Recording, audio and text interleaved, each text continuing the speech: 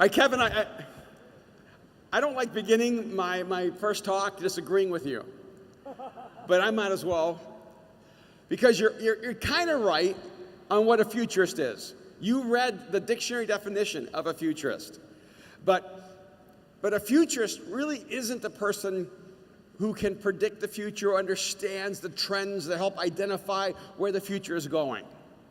That's the clinical kind of definition of a futurist, but that's not the kind of futurist you are. You're a very different kind of futurist than that. That's a different kind of futurist than I am. I worked as a futurist for the last 30 years for companies, organizations, both in the world of faith and the world of business. And in fact, last week I was at an event on the East Coast with Steve Wozniak, who was the co-founder of Apple in a purely secular business environment, working as a futurist. And people would always ask me, what do you have to do to be a futurist? And I would tell them, well, it's easy when you're working with the church, because the church is living in the past. So all you have to do is talk about the present. And they think the present is the future. And so it's really simple to be a futurist with the church. And the reality is that that's actually true even in the business sector. Most people are not struggling from moving to the present into the future. They're actually struggling from leaving the past and grappling effectively with the present. It's not the future that's disturbing you. It's not the future that's causing a destabilization of your life. It's the present that's messing you up. So you're not even going to be ready for the future if you don't deal with the present. And that's the challenge, is a lot of times when the church talks about being relevant, it's really talking about catching up with culture. It's catching up with the world, catching up with movements and trends. And it's time that we stop catching up and start moving forward. And so if you say that with it, I am a futurist. Say that with me. And the reason this is true is that a futurist is not a person who predicts the future. That's a psychic. A futurist, by our definition, is a person who creates the future. Stay with me. See, the best way to be able to identify the future is to imagine the future you want and then have the courage to create it. So you can do all the research you want, bring in all the data you want, look at all the trends and currents that you want, and try to identify where the future is going, or step back and ask the question, what kind of future does humanity need? What kind of future does the church need? What kind of future does our family need? What kind of future does our nation need? What kind of future does human history need? Because someone is creating the future right now that you're going to live in. And maybe the most terrifying thought is that someone else may actually have more effect on the future you're going to live in than you. That to you should be disturbing. It's disturbing to me, the idea that someone else's choices might have more effect in creating the future I live in than the choices I make. And then if you look at the collective whole, because the reality is that there isn't just a future. A lot of times we talk about the future, we act as if there's only one future, but there isn't just one future. The future is dynamic. The future has an infinite quality to it, because in this room right now, there are 1,000 people. That's at least 1,000 different futures right now. And those 1,000 different futures are colliding with each other, creating all different kinds of possibilities. So you're in this room right now and you're single and you have a future you're choosing and creating, and then maybe, just maybe, you're sitting next to the person that one day is going to be a part of your future. She doesn't know it yet because she doesn't see you in her future. She sees you in her past, but she doesn't know what you know. You're creating a future where one day she'll see you as exactly the right person for her. It's amazing the choices we make that can create the future. Because the future doesn't happen by accident. And that's really what I want to talk about. When I wrote the book, The Artisan's Soul, that the primary motivator for me in writing this book was really asking the question, what makes us uniquely human? What makes humans different than every other species? And in fact, I've looked back and I realized that the Artisan Soul was mistitled. It should have been called the Creative Manifesto. Because it's really a declaration of human essence. Answering the question, what's the future of humanity? I've been a part of a community called TED for, I don't know, 10, 15 years. Are you familiar with TED? Now they're known around the world because of their TED Talks. They release the TED Talks, and everyone loves listening to the TED Talks because they're short and insightful and sometimes just mind-shattering.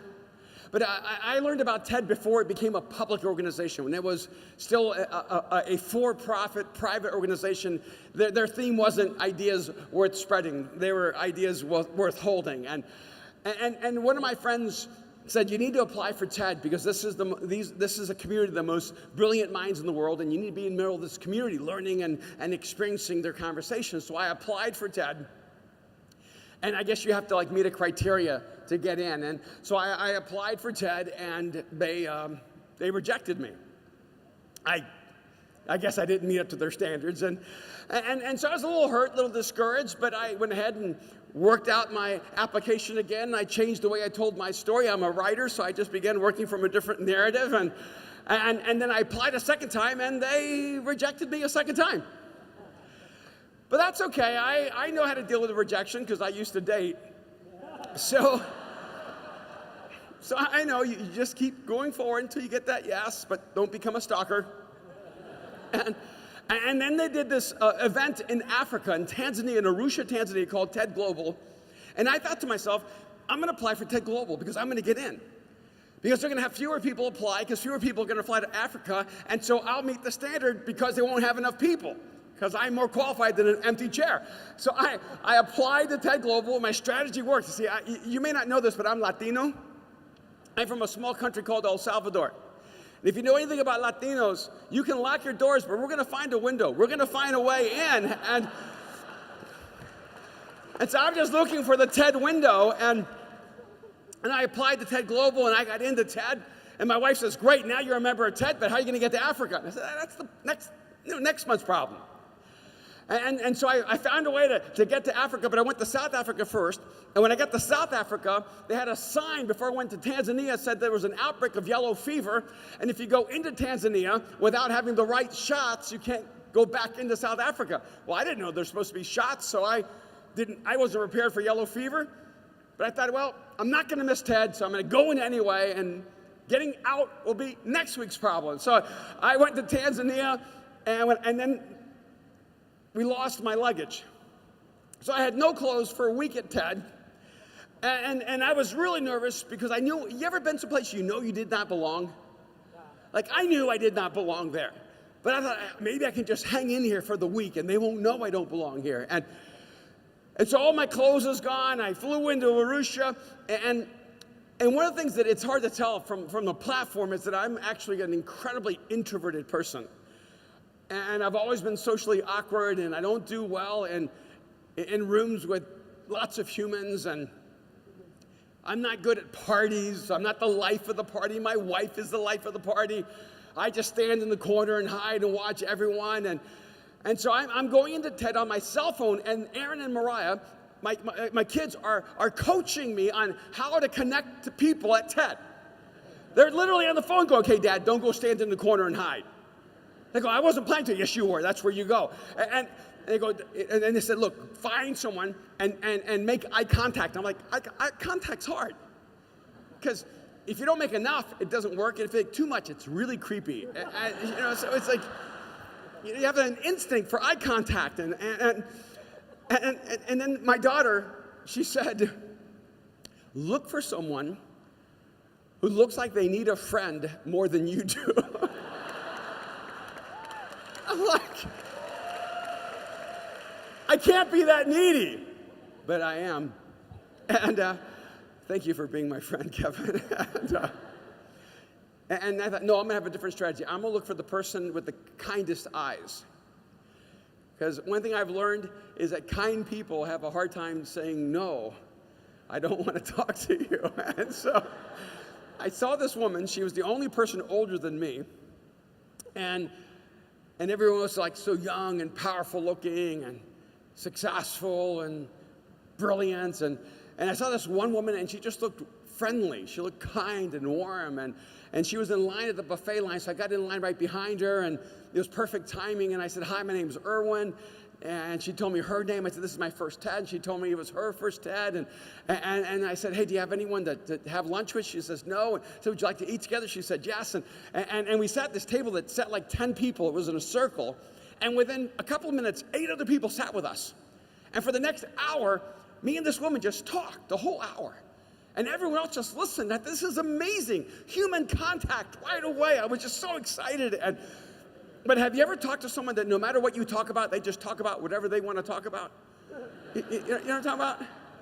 And because, you know, like anyone, all my friends from Brazil, you can be going like, man, you know, my marriage isn't going well. They go, yeah, I know, we're not doing well in the World Cup.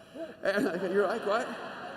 You know, you're going, yeah, you know, I lost my job. I said, yeah, I know, we lost in the quarterfinals. Like, all they do, like, no matter what you talk about, your Brazilian friends, they just talk about soccer. And in fact, Kevin Pena here, he's like a huge Laker fan. And he's dating this really sweet girl named Addie. And she told me, she showed me on her phone, that when she wants to get him to respond, she just sends photographs of Kobe Bryant.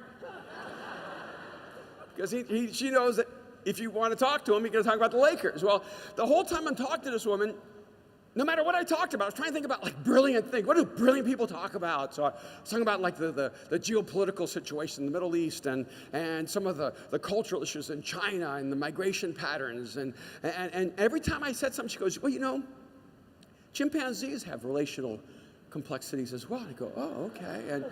And I didn't know that. And then I talk about something else. He goes, well, you know, chimpanzees have the same dynamic. And for the entire hour, no matter what I said, she would just take it back to chimps. And I had about 5 minutes worth of knowledge of chimps, and then I was out of material. And after an hour, I looked at her and I said, Jane, can I ask you a question? Because there's only 2 women that could know so much about chimpanzees.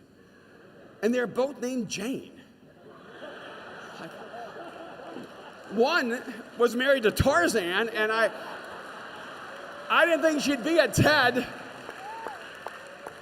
And the other one's a woman named Jane Goodall. And I didn't know what Jane Goodall looked like.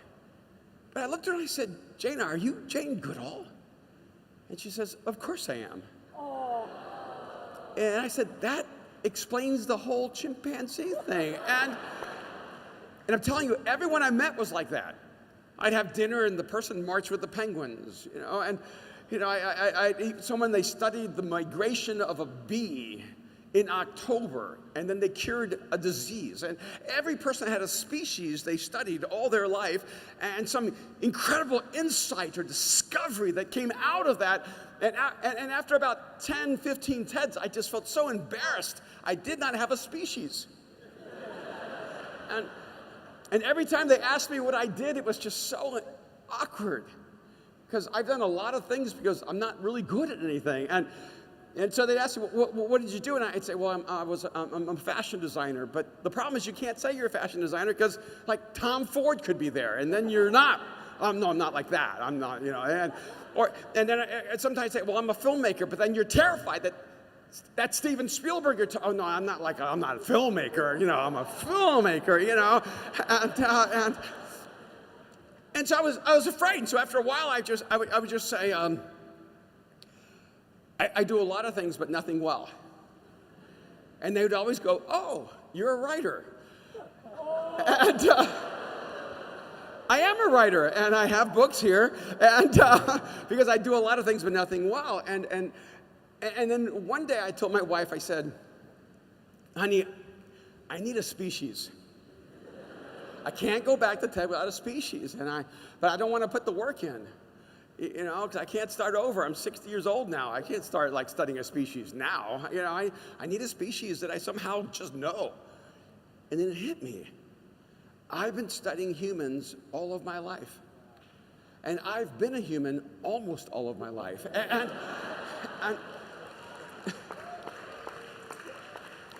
And one of the things I kept noticing was that no matter what the species was, you always had an advocate for that species. It didn't matter how insignificant you might think that particular species, whether it was an insect or a reptile or a mammal. In fact, the only species I have never heard advocated for are humans. I started wondering, if I didn't believe in God, because most of my friends at TED are atheists or agnostics, and there are very few people who believe even in God in that environment. And I started wondering, if I didn't believe in God, like, how would I identify the human uniqueness? What makes humans different? Because you see, if you're going to talk about the future of humanity, you can't even talk about that if you don't understand the essence of humanity. Because, are you familiar with the animal called a beaver? I don't know if you have beavers in Malaysia, but we have them in the United States. And I also discovered they're in Scotland. And I don't know why that's important, but the thing with beavers is that beavers have one occupation. They always build dams. It's like if you were a beaver, you'd be building dams because your dad built dams and your mom built dams. It's like completely non-discriminatory. All beavers build dams, and their grandparents build dams, and their great-grandparents, and for generations to come, all the beavers who will ever live will build dams. So you don't have to go to college as a beaver because you know I'm going to build dams. It's like, right, you study one thing all your life. You see, you don't have to have a conversation about the future of beavers because beavers will build dams. In fact, wouldn't it be great if you could go out and see a bunch of beavers building dams and then there's one beaver building a bridge? It would be like epic, right? But all the other beavers would be so confused. Like his dad would be like angry at his mom. I told you were coddling him, treating him like an otter. Because he's like a hipster beaver, you know? And his mom's like, it's just a face, he's going to grow out of it. And his grandfather doesn't get it. He sees that bridge and thinks it's just a really bad dam. He's like, that will never stop water. That's the worst dam I've ever seen. But like the hipster beaver is like, no, dude. It's like, I don't want to divide, I want to unite. You know? And so you wouldn't have to talk about the future of you if you were any other species except for human. See, the strange thing about humans is they have this unique capacity that no other species has. And that's what I want to just wrap your brain around for a few moments, because, see, I think that those of us who are the people of faith have had a very shallow, very limited understanding of humanity. And because of that, it has made the church anemic and irrelevant and has paralyzed the church from effectively reaching the world. Because we keep talking about God as if we're going to figure out all the mysteries of God. But really, what we need to understand is ourselves. See, we're created in the image and likeness of God. If we cannot understand what it means to be human, we're never going to learn how to walk this faith walk in a meaningful and significant way. See, in the same way that bees create hives and ants create colonies, humans create futures. It's what we do, but we don't even know we're doing it. And in fact, for thousands of years, the church told people that only God creates the future, that you can't touch the future. And so like in Latin America, we always had this phrase that said, si Dios quiere, which means if God wills. And so we had this view that, if God wants it to happen, it's going to happen. I don't know if you have any kind of mentality like that here. But there's this very almost a paralytic, almost crippling view of the future that only God controls the future. And so you just have to hope that God's going to do something. And even though we pray, God do something. We pray and ask God to act in creating a different future. We don't realize that we've been created with the capacity to create. See, the problem is that some of you are like silkworms. I don't think silkworms ever wake up going, I think I'm going to make silk. Silkworms just make silk because they're designed to make silk. A silkworm cannot get up one day and say, I think I'm going to make polyester. It's impossible. A silkworm's created to create silk. Honeybees create honey. They're never going to wake up one day and say, I want to create peanut butter. Or Nutella, if you're an Australian honeybee. Honeybees create honey because they're designed to create honey. I want you to realize something. You are designed to create futures. The question is not whether you will create the future. The question is, what kind of future will you create? So I want to take you to a passage of Scripture so that you don't leave here saying, he never opened the Bible. Because we unfortunately put more emphasis on whether a person opens the Bible than whether they actually have their worldview from the Bible. See, because a lot of us keep opening the Bible, but we're not actually open to the Bible. See, in Hebrews 11, and I want you to listen to some verses I know you know, but I want you to hear them not from a theological perspective, but from an anthropological perspective. What does it mean to be human? What's the future of humanity? What's the future we're going to create out of this place when we leave here? Verse 6 of Hebrews 11 says, and without faith, it is impossible to please God, because anyone who comes to him must believe that he exists and that he rewards those who earnestly seek him. Now, I did not grow up in church. I grew up a good, solid pagan. I didn't ever read a Bible. I didn't even know you could have a Bible. I thought there was like one Bible in the entire world, and it was in the Vatican. So when I read the Bible, a lot of times it catches me off guard because I'm reading it going, this doesn't make any sense, or it just seems so wrong. Do you ever read something in the Bible and it just doesn't make any sense, but you pretend it makes sense? Because everyone else is acting like they understand it. You don't want to be the one person who doesn't get it. See, when it says, without faith it is impossible to please God, my response is, why? Why is it impossible to please God without faith? And why would God put that on us? Isn't that so unfair? Do you realize we're the only species on this planet that is required to have faith to please God? So I'm like, how come? My dog doesn't have to have faith. I have a dog. My dog is more like a carpet. My dog never moves. My dog has no ambition. My dog is a Labrador, and it is an underachiever. My wife's like, all she does is sleep. I said, that's what dogs do. They sleep, they eat, and they poop. That's the entire life cycle of my dog. My dog has never had an anxiety attack. My dog doesn't feel stressed out about underachieving. My dog has never had a crisis of identity. My dog smells other dogs' butts. That's its high point. Why shouldn't my dog be held accountable to have faith? But no, my dog pleases God without faith. And I think that's somehow unfair. Anybody here have a cat? I didn't think so. Because they're, never mind. Even cats have like human characteristics. Dogs are loyal and loving. Cats are indifferent and uncaring like some humans. But a cat doesn't have to have faith to please God. Trees, they just do tree stuff.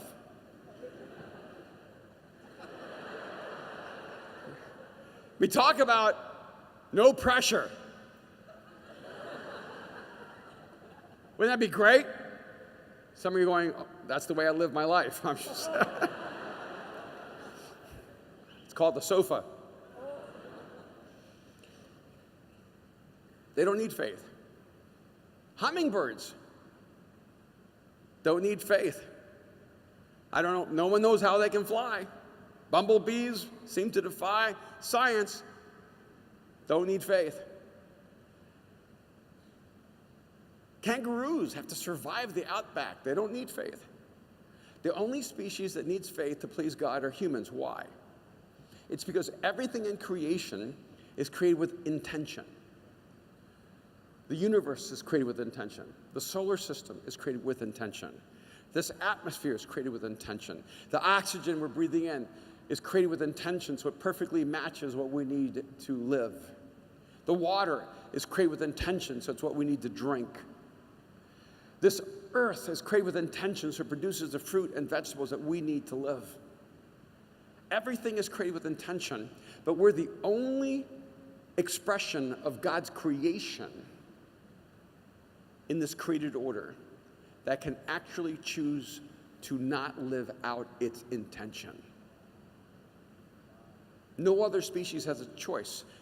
Every other species lives out its intention, and it does not have the will to choose. But humans are created with the highest intention, and we live lives without intention. Let me tell you why you need faith to please God. Because without faith, you are living a life beneath your humanity. Faith makes us human again. You know what the future of humanity is? See, I am a futurist. The future is spiritual. The future is not secular. I get really disturbed when I go to events sponsored by people of faith, and they think that the business world has actually more insights to the future of humanity than the church. See, the scriptures tell us what the future of humanity is. The future is spiritual. And the only way you will ever reclaim your humanity is by finding your faith. Your faith doesn't just give you a superpower. I think a lot of us act like faith is like magic. I believe.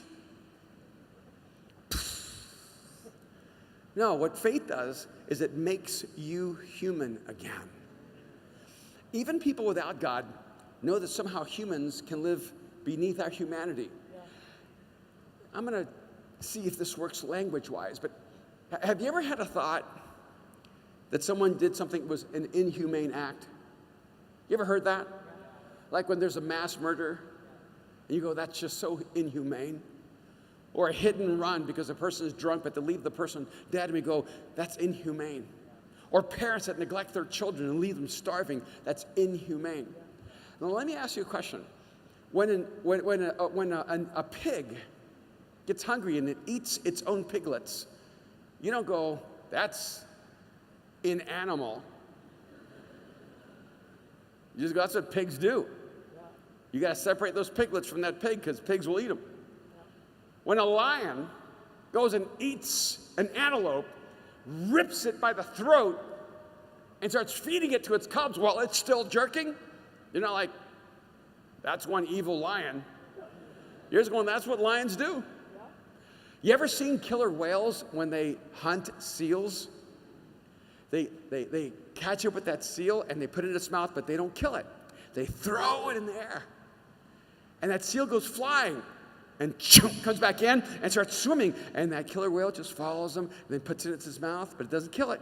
Throws it in there. See, the seal and the killer whale are playing a game. But the seal doesn't want to play. Only the killer whale likes the game. And that killer whale throws that seal until that seal's so exhausted it can no longer swim, and then it eats it. And have you ever thought that killer whale is evil? No, you just go, it's a killer whale. I don't know, do you guys have mosquitoes here in Malaysia? You ever killed a mosquito and just watched the blood splat all over your arm? Is this way too graphic? You ever, Satan! You don't, it's like, it's a mosquito. And if you are saying Satan, you've got real issues, okay? See, that mosquito isn't evil, it's just doing what a mosquito does. But when humans do things that look like a killer whale, or they look like a rat, or they look like a tiger, or they look like a cobra, we go, no, that's inhumane. See, somehow we know humans can do things that are beneath our humanity. So even without God, we have a sense that there's a higher humanity. But if there's no God, there is no inhumane act. It's just all nature. Yeah, you ever heard someone say, that's just an unnatural? See, sometimes we even talk about humans doing things that are unnatural. I was speaking to the National Convention for Home Builders in the United States. They build communities all over America, like on golf courses and suburbs and everything like that. And the conference theme was rethinking the nature of community. And I remember I got up there and spoke to all these people, and I said, it's an odd theme, rethinking the nature of community. Because if community is an act of nature, then we shouldn't rethink it. Because we just do it naturally. And yet somehow we humans have an incredible way of destroying community. How odd. We create things where we disconnect rather than connect. We create things where we isolate ourselves rather than actually connect ourselves. How odd that we're talking about rethinking the nature of community. I told him, I said, I don't think there were like bees gathering at a national convention going, rethinking the creation of the hornet's nest, or rethinking the nature of the honeycomb. There are no ants gathering together. I don't know if we're doing these colonies right. We need to have a conference with seminars with the best ant communicators talking to us about how to do colonies right? The future of colonies. See, ants don't do that because they just do it naturally. Why do humans talk about things that are unnatural and natural? It's because somehow we know we can step outside of nature. Here's a weird one. Do you know we're the only species that can create something that doesn't reintegrate into nature? We created plastic. Plastic does not reintegrate into creation. Only humans could create something that was unnatural. Isn't that odd?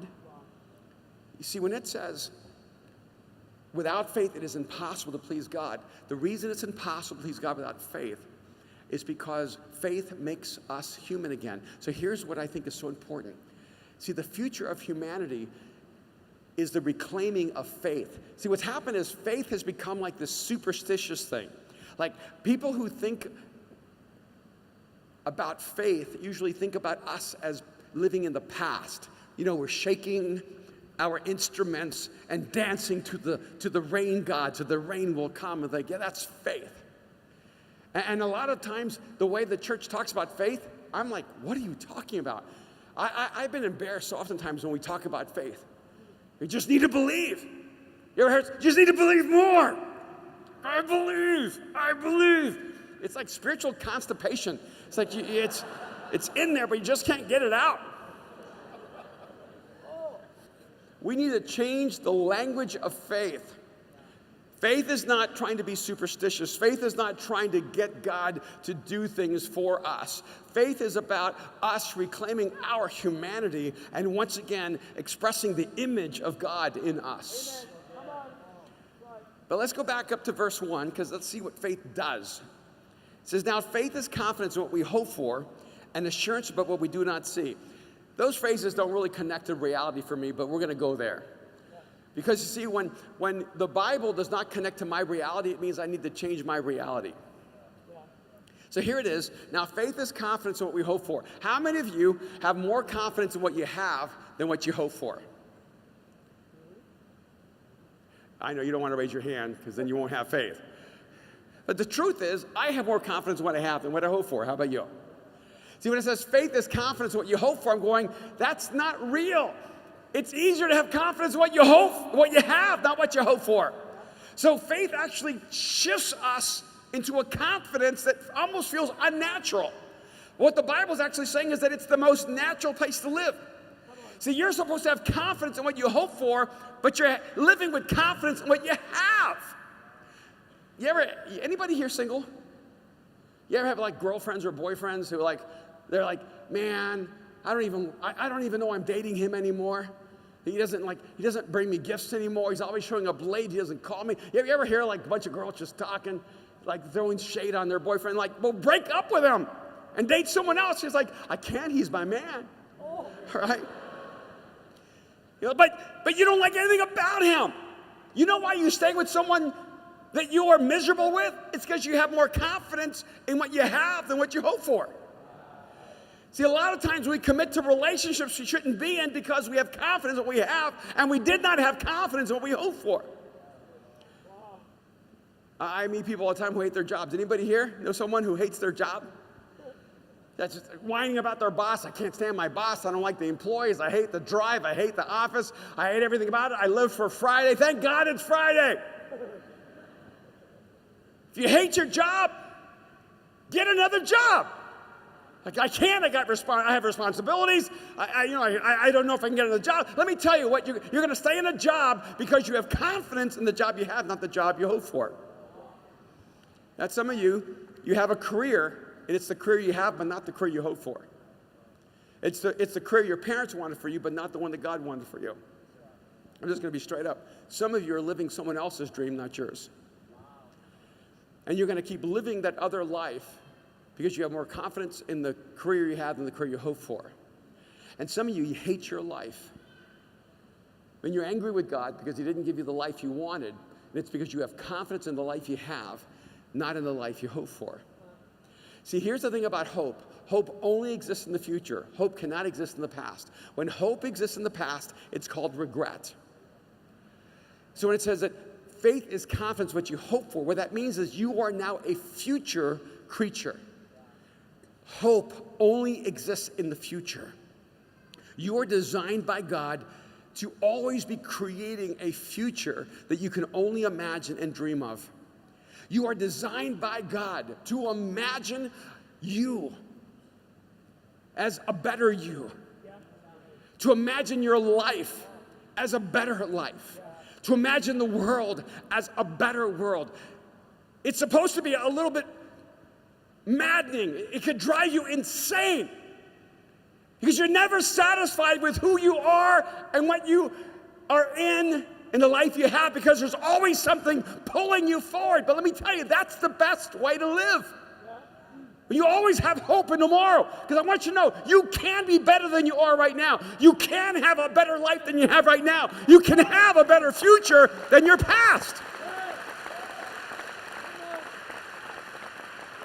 So when you begin to live by faith, you start leaning into the future. How is it possible for the last 2,000 years, the movement that Jesus started has been holding on to the past rather than creating the future? How is it possible that the church has become a memorial to the past rather than the movement of the future? I became a follower of Jesus in a church that was singing songs hundreds of years old, wearing clothes that was 50 years old, in architecture that was 200 years old. And then they're talking about the future, and it doesn't ring true. So the church needs to always be moving toward reaching the next generation. Amen.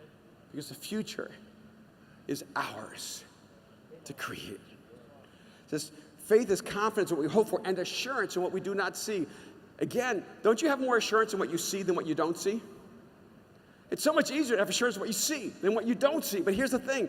If you only have assurance in what you see, you're no different than like a jackal who has a rabbit in its mouth, and you have confidence in what you see. See, humans are supposed to be able to have confidence in what cannot be seen. Yeah. We're supposed to live in the future invisible. We're supposed to be able to live in this imaginary realm that no one else can see, because only God created us with this gift. You know, when I was 12 years old, I ended up in a psychiatric chair, and I was in and out of a hospital because I was just really messed up. I had nightmares every night, and I was disconnected from the outside world, and I was a straight D student, 1st through 12th grade, and my family didn't know what to do with me. I started living in this imaginary world, and I felt more comfortable in my imaginary world than I did in the real world. And so I started just disappearing inside of this imaginary world. And I had this sense that if I wasn't careful, one day I would never be able to come out, and I would never find my way back into the real world. But one of the things that I discovered as a kid was that you have this incredible universe called your imagination where you can create. And sometimes you create a safe space to escape the dangers all around you. Sometimes you create a place where there's peace when you have nothing but chaos and violence all around you. Sometimes you create a place where you're loved and accepted when you don't have love and acceptance in the world all around you. And I was creating a world inside of me to protect me from the world around me. And so I've always kind of lived in my imagination. And I remember when my mom and stepdad told me they wanted to send me to a psychiatrist, I started screaming, "I'm not crazy! I'm not crazy! I'm not crazy!" I was like 12 years old. And I had this moment of self-awareness, realizing I looked crazy, screaming, "I'm not crazy." And so I said, okay, I want to go. I want to go to a psychiatrist because I want to know if I'm crazy. But that's the crazy thing, is that if you are crazy, you just never really know. You just are. And then I came to Jesus when I was 20 years old, and I didn't know how to deal with this imaginary world inside of me. Because usually that world was filled with nightmares and darkness. And over the years, I've been married 35 years, my wife has had to wake me up because my dreams stay with me when I'm wide awake. And my dreams are even so violent and so dark that they're dangerous to me. And I was kind of processed through all this. One time, my wife and I went to Ireland, because inside of my imagination, there's also like all these beautiful things. And I was speaking at this university, and there was a scientist and a philosopher in me, and the scientist was explaining that all that can be known is what can be proven through science, and the philosopher was explaining all that can be known is what can be seen through human actions. They were a Kantian philosopher, and then they're asking me, what do you believe can be known as a follower of Jesus? And I said, the crazy thing is when you believe in God, you know things you're not supposed to know. And we have layers and layers of knowing, and we started talking about all these things that we all grapple with, because I said, I believe in science, and I actually believe in ethics, but I just think we humans are so layered. We know that 2 + 2 = 4, and we know there's red and blue and green, and I know that my wife loves me, but those are not all the same kind of knowing. And maybe there's a layer of knowing where we can actually know God, but it's just so profound that we can easily miss it. And at the end of the conversation at this Ivy League school, I got this question I'll never forget, because there was like a stack of questions for the person who believed in God. And they said, when you were a child, you had imaginary friends, Santa Claus, the Tooth Fairy, and God. Why did you get rid of your other imaginary friends and keep God? Isn't that a great question? And I said, clearly you don't know me if you think I've given up my imaginary friends. They're the only friends I have had all my life, and I'm keeping them. And I said, but you're right, I had friends like Santa Claus and the Easter Bunny, but I didn't really know God. He wasn't like a regular visitor in my imagination, or at least I wasn't aware of him. I said, but here's the crazy thing. When our son Aaron was a little boy, he would not eat his vegetables, but he would go in the backyard and put rocks and dirt in his mouth. And we'd put him at the dinner table, and he would not eat the corn and the broccoli and the peas. And then we put him in the backyard, and he'd start eating dirt and rocks. And this went on week after week and month after month. And I remember saying to my wife, Kim, honey, do you realize that our son will not eat your cooking, but will eat dirt?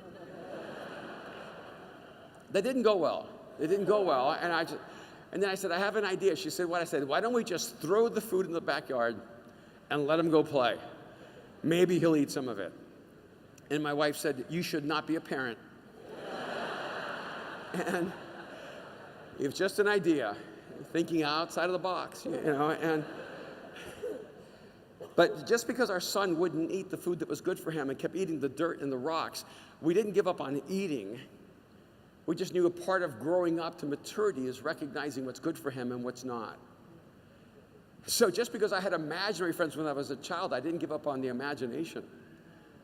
Because, see, even though there are imaginary friends that I created, is it possible that there is a friend who created my imagination?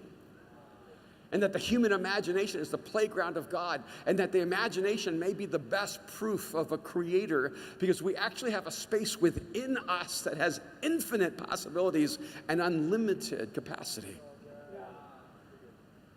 Where else could God meet us except in the imagination?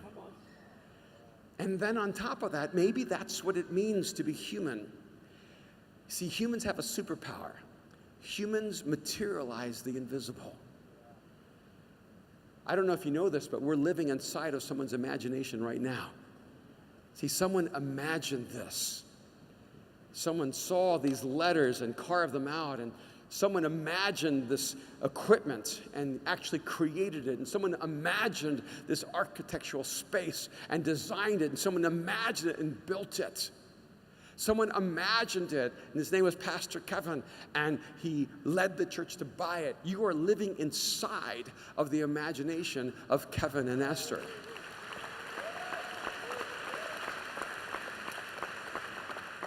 And I like what it looks like inside of Kevin's imagination.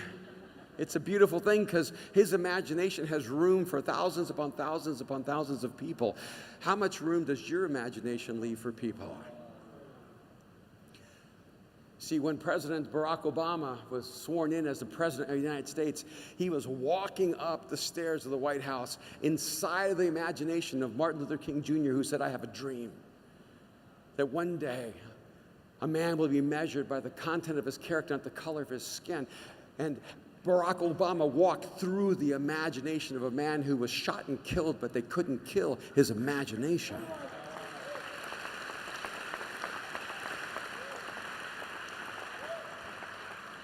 And right now, you may not realize it, but you're living inside of someone's imagination. But what's going to happen to the future? Whose imagination will they live in? See, I want us to create a world so beautiful. I want us to have the courage to imagine a world so extraordinary, then have the courage to go create it. Are you familiar with the idea of phantom pain?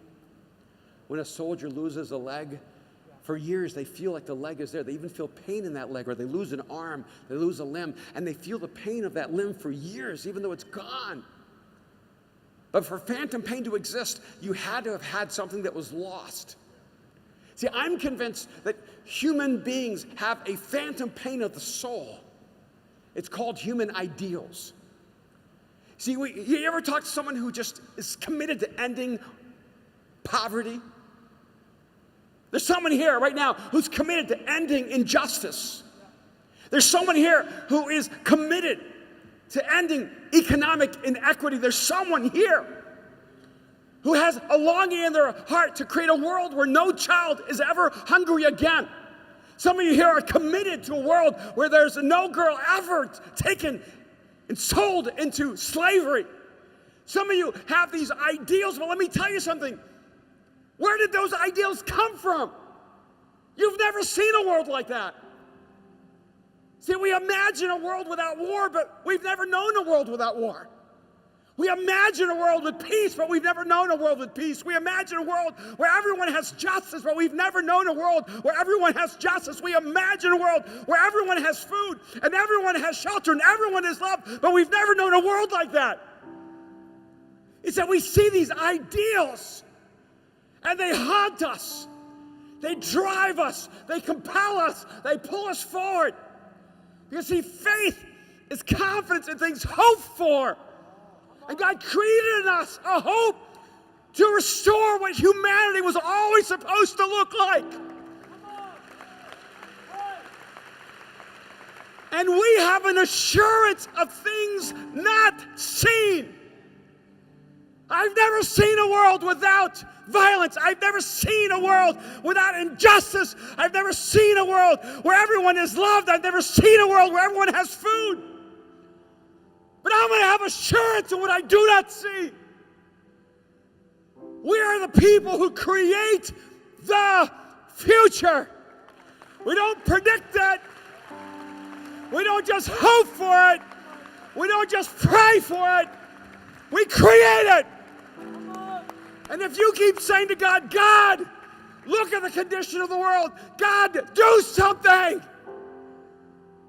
want you to hear God shout from eternity. I did do something. I created you.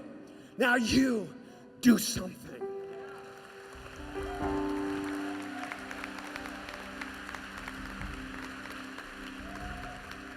I am a futurist because I'm created in the image of God. I create futures.